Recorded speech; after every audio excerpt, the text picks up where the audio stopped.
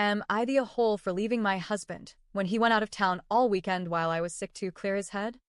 This one's heavy, but I really need outside perspective because I'm starting to question my own reality. I, 30F, was with my husband, 35M, for several years. I say husband in quotes because although we had a wedding ceremony, we never made it legal. We were supposed to sign the paperwork in November 2024, but that got postponed due to his mother's immigration situation. More on that later. Let's rewind to just a couple of weeks ago. I was sick, like pneumonia sick, on immunosuppressants for my autoimmune disease, weak, struggling to breathe, and genuinely debating whether I should call 911. I felt scared and alone in my own home, the one I shared with this man. He saw I was sick. He knew, and he still chose to leave.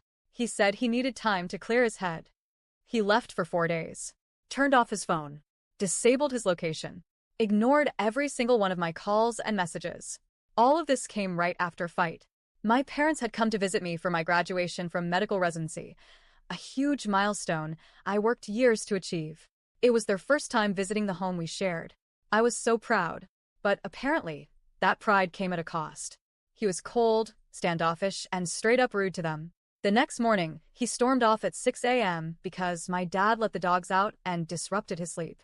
He later told me that I didn't defend him to my parents, that I wasn't prioritizing our marriage, and that my parents were brainwashing me and manipulating me to turn against him.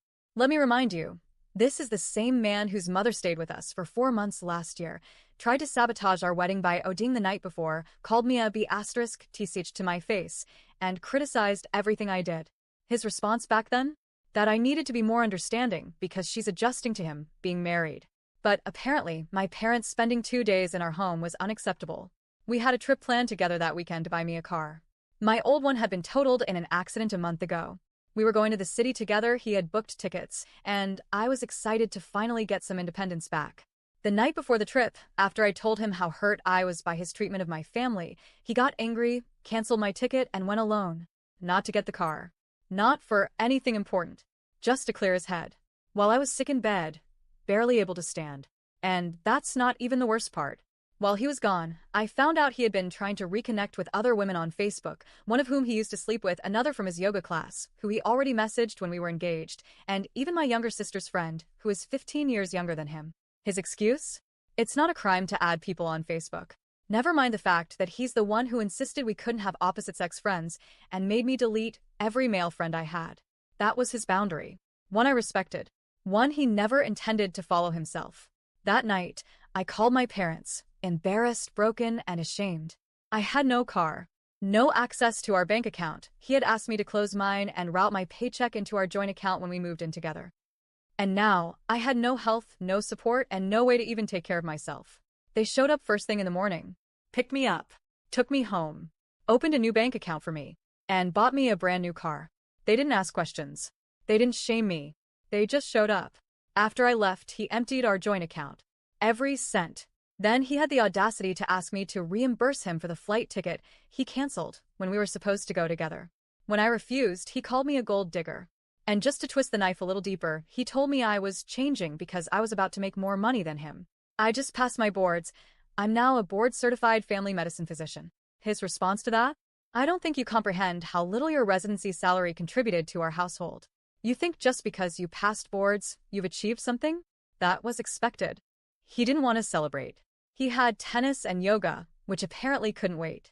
This man made me feel like an inconvenience in my own accomplishments. And when I told him I'd come pick up my remaining belongings, he left them outside in the rain.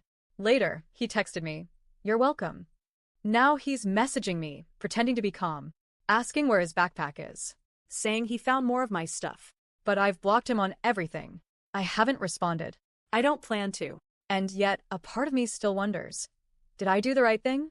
He says I abandoned him, that I'm emotionally unstable, that if I really loved him, I would have endured and persevered.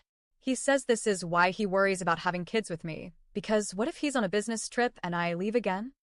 But the truth is, this wasn't just a business trip. This was emotional warfare.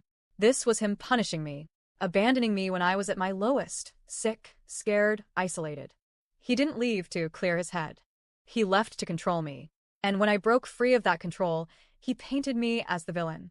I still don't have my own place. I'm rebuilding from scratch. But for the first time in years, I feel free. I'm breathing better, sleeping better. I have my car, my family, my future. So, am I the a-hole for walking away from a man who would leave me sick and alone while he flirted with other women and told me to endure it because that's what love looks like to him? Or was I just finally brave enough to choose myself?